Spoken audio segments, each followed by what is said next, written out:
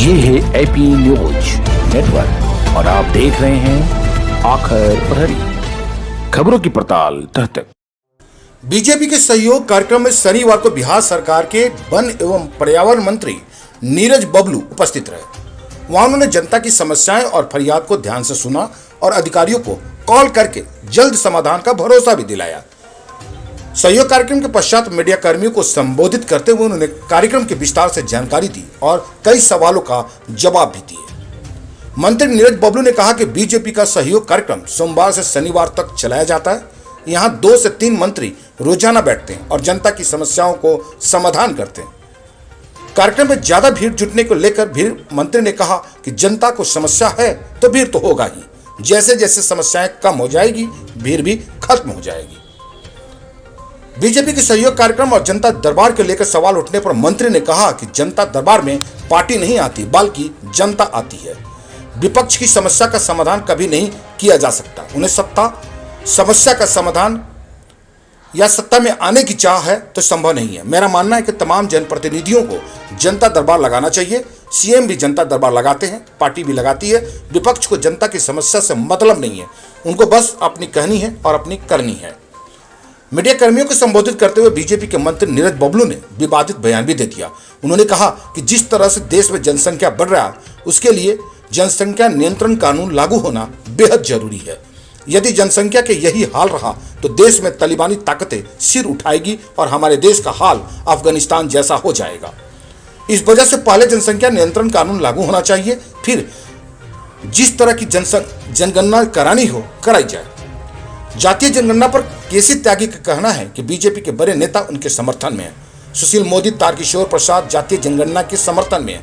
इस पर मंत्री नीरज बबलू ने कहा कि जिनको पसंद है वो अपना काम कर रहे हैं।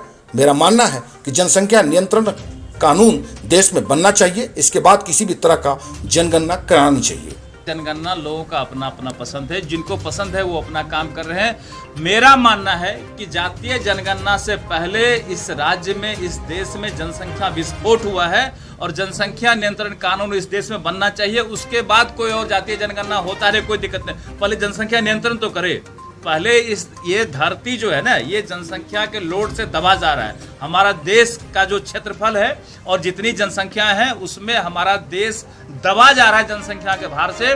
कोई विकास का काम संभव नहीं है अगर यही रफ्तार जनसंख्या का रहा। और मैं तो यहाँ तक कहना चाहता हूँ कि अगर जनसंख्या का यही हाल रहा तो हमारे देश में भी तालिबानी ताकत जो है वो सर उठाएगी और अफगानिस्तान का हाल हो सकता है। इसलिए सबसे पहले जनसंख्या नियंत्रण कानून बने, उसके बाद जो जनगणना करना करते रहे, हमें कोई आपत्ति नहीं। सर एक और सवाल है सर, बीजेपी ने सवाल खड़ा किया था कि जेडीयू में 3 पावर पोजीशन हो जाएगी तो ऑटोमेटिक है कि भीड़ कम हो जाएगा जब लोगों का समस्या का समाधान हो जाएगा। और ये कार्यक्रम सोमवार से शनिवार तक चलता है। 2-2, 3-3 मंत्री बैठते हैं। ऑब्वियसली है कि भाई लोगों का समस्या का समाधान होता है। आज हमने भी दर्जनों समस्या का यहाँ समाधान किया। लोग संतुष्ट होकर गए हैं। लोगों के सामने जिस भी अधिकारी से संबंधित काम होता है उस अधिकारी को सीधा हम लोग यहाँ से फोन करते हैं, काम करने का निर्देश देते हैं। जो जायज काम होता है वो होता है, समस्या का समाधान होता है। सर एक सवाल है जी, हम नहीं कह रहे हैं, विपक्षी पार्टियां कह रही हैं कि जनता दरबार से कोई फायदा नहीं है। मुख्यमंत्री ने इससे पहले भी जनता दरबार लगाया और इसको देख के अब जो सत्ताधारी पार्टियां हैं, ये काम विपक्षी कैसे जानते? विपक्षी से सवाल करिए कि क्या आप जनता दरबार में गए कोई किसी काम को लेकर के? जनता दरबार में कोई पार्टी नहीं आता। जनता दरबार में जनता आती है अपने समस्याओं के समाधान को लेकर के, और जनता के समस्या का समाधान होता है, ना कि विपक्षी के समस्या का समाधान होता है। और विपक्षी के समस्या का समाधान कभी नहीं होगा, वो इंतजार करते रह जाएंगे, कभी उनको सत्ता पक्ष में आने का मौका नहीं मिलेगा। उनका सबसे बड़ा समस्या यही है और उनके समस्या का समाधान कभी नहीं होगा। उनकी संख्या काफी ज्यादा है सर, क्या लगता है उनके विधायकों को जनता दरबार पर लगाना चाहिए या लोगों की समस्या? बिल्कुल, जो लोग जनप्रतिनिधि हैं तमाम जनप्रतिनिधि को जनता दरबार लगाना चाहिए, क्योंकि जनता जिन्हें चुन के भेजती है, जवाबदेही देती है काम का, उनको काम करना चाहिए जनता का सुनना चाहिए और जनता के समस्या का समाधान करना चाहिए। और किसी पर फेंकने से काम नहीं चलता है कि मुख्यमंत्री लगाते तो क्या होता है, अब पार्टी में लगता है तो क्या होता है। तुम लगा के करो भाई, तुमको भी तो मैंडेट मिला है, तुमको भी जनता चुन के भेजी, तुम भी लगाओ, तुम भी समस्या का समाधान करो। पता चले किसके यहाँ ज्यादा समस्या का समाधान होता है। उनका तो वो समस्या है नहीं, जनता के समस्या से मतलब नहीं, उनको खुद के समस्या का समाधान चाहिए। जो